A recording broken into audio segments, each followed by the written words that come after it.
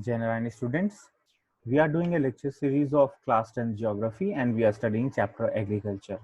Now in this lecture we are going to study about the various major crops that are produced in India.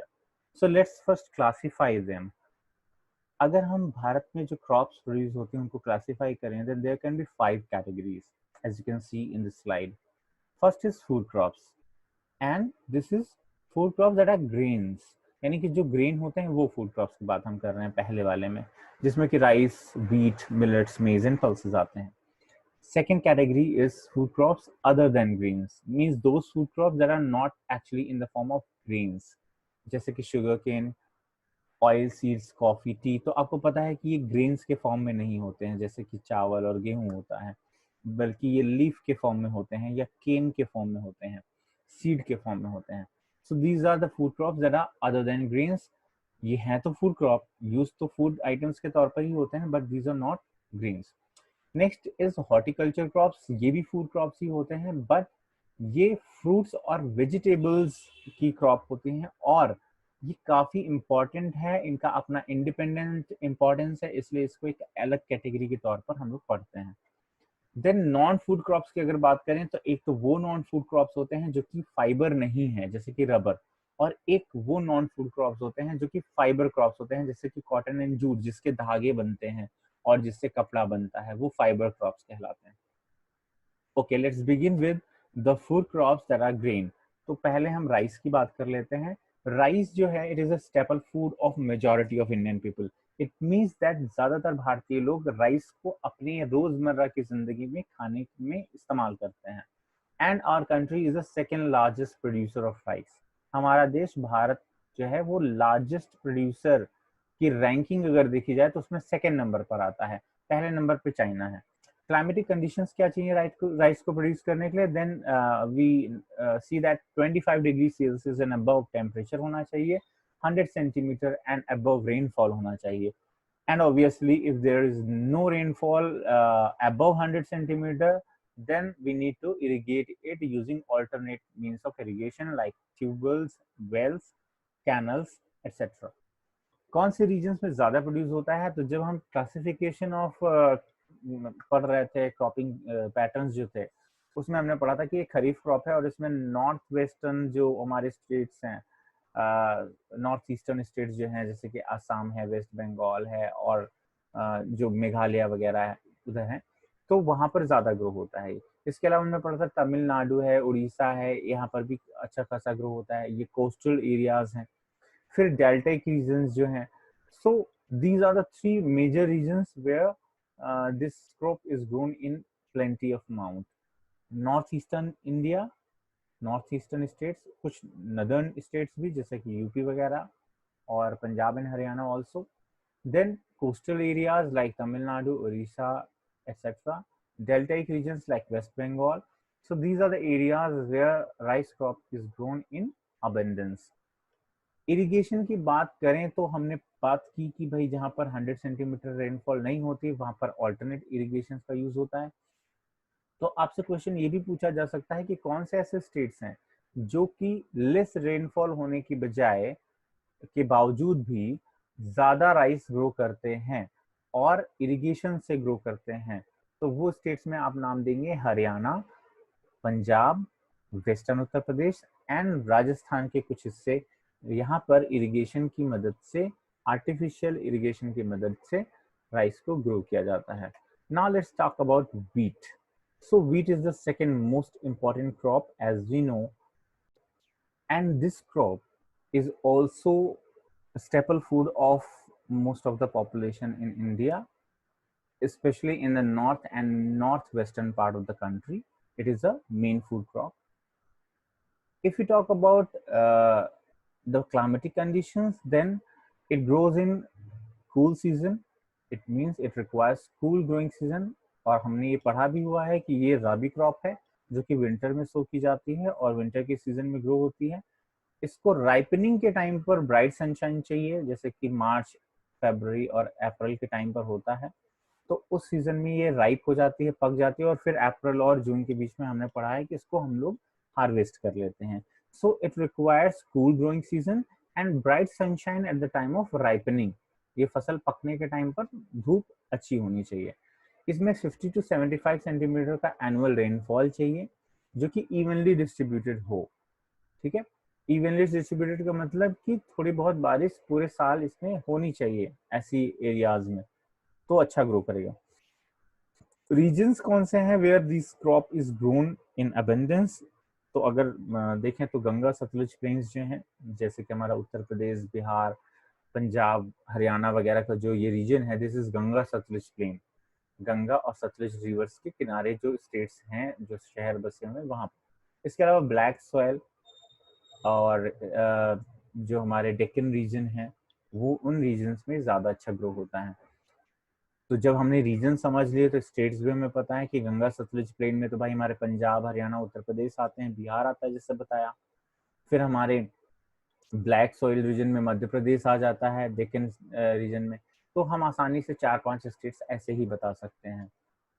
Okay, now next is millet. If you talk about then there are three major millets which are grown in India: jowar, bajra and ragi. Although there are a number of millets, but in India we primarily grow jowar, bajra and ragi. These are also known as coarse grains, क्योंकि इसके दाने ज़्यादा बड़े होते हैं तो ये coarse grain कहलाता है। And they have a very high nutrition value. For example अगर रागी की बात करें then it is very rich in iron, calcium and other micronutrients. Also it has roughage which is good for your digestion. So millets are very important and you can say third important crops of your country, जिसमें कि ढेर सारे millets आते हैं, लेकिन हमें ज्वार, बाजरा और रागी के बारे में थोड़ा थोड़ा डिटेल में पढ़ना है।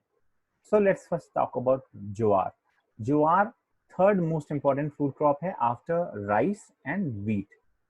अगर हम इसको प्रोडक्शन और एरिया की बात के तौर पर अगर बात करें तो ये third most important food crop होगी राइस और व्हीट के बाद। ये रेन फेड क्रॉप है, यानी कि ज्यादातर ये उन्हीं एरियाज में होगी जहां पर बारिश अच्छी होती है, मॉइस्ट एरियाज में होगी। और मेजर ज्वार प्रोड्यूसिंग स्टेट्स अगर हम देखें तो Maharashtra, Karnataka, Andhra Pradesh, Madhya Pradesh. We know that Maharashtra, Karnataka and Andhra Pradesh, they receive plenty of rainfall from the advancing monsoon and from the retreating monsoon as well. तो ये एरियाज में पानी की कोई कमी नहीं होती है। They are rain fed areas, therefore jowar is grown well in these areas. Now let's talk about bajra. So bajra basically grows well in sandy soil and shallow black soil. तो आपको बहुत अच्छी तरह पता है कि सैंडी सॉइल तो राजस्थान में ही होती है हमारे यहाँ, और अगर ब्लैक सॉइल की बात करें तो महाराष्ट्र, गुजरात, इन सब स्टेट्स में, मध्य प्रदेश के एरियाज वहाँ पर आपको मिल जाएगी। कुछ हिस्से आपके जो होते हैं तमिलनाडु वगैरह के, आंध्र प्रदेश के, वहाँ पर भी आपको मिल जाता है ब्लैक सॉइल। तो आप जो है 2-3 स्टेट्स इसी से आइडिया लगाकर, 9th में आपने डिटेल में ये पढ़ा हुआ है कि कौन सी सॉइल कहाँ पाई जाती है, उससे आप आइडिया लगा के आसानी से स्टेट्स लिख सकते हैं। तो यहाँ पर हमने सैंडी सॉइल जैसे राजस्थान से आप लिंक कर लीजिए, ब्लैक सॉइल को महाराष्ट्र से लिंक कर लीजिए। So at least 2 or 3 states you can easily guess with this. Now ragi, if you talk about ragi then it is a dry region crop. It means कि जहाँ पर बारिश कम होगी वहां पर भी ये हो जाएगा। तो और जहाँ पर हमें पता है कि बारिश कम होती है वहाँ की सॉइल कैसी हो जाती है, या तो सैंडी होगी या तो रेड सॉइल होती है मोस्टली, और दे आर ब्लैक सॉइल।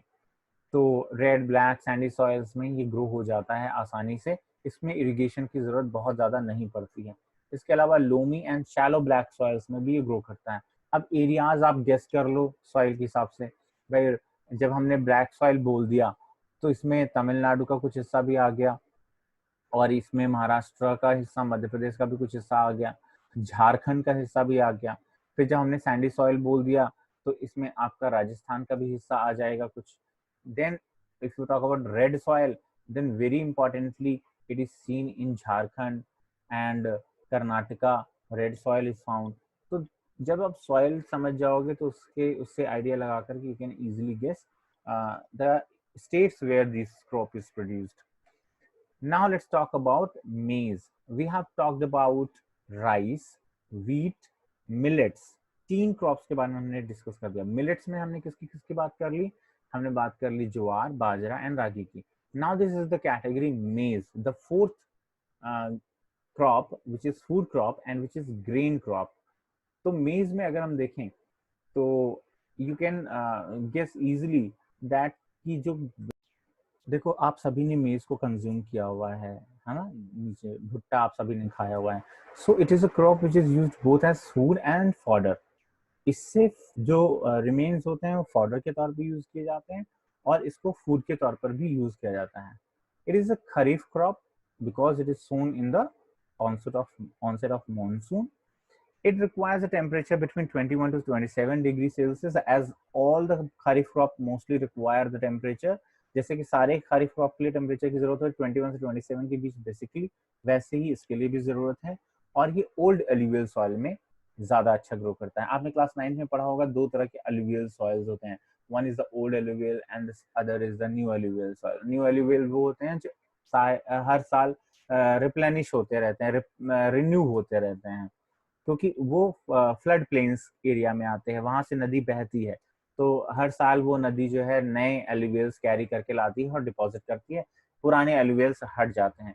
लेकिन कुछ ऐसे एरियाज हैं जो उसके जो उसका फ्लड प्लेन है, यानी कि जहाँ जिस रास्ते से नदी बहती उस रास्ते में नहीं होते हैं, उसके आसपास के एरियाज में आते हैं, तो वो ओल्ड एलुवियल सॉइल को कंटेन करते हैं।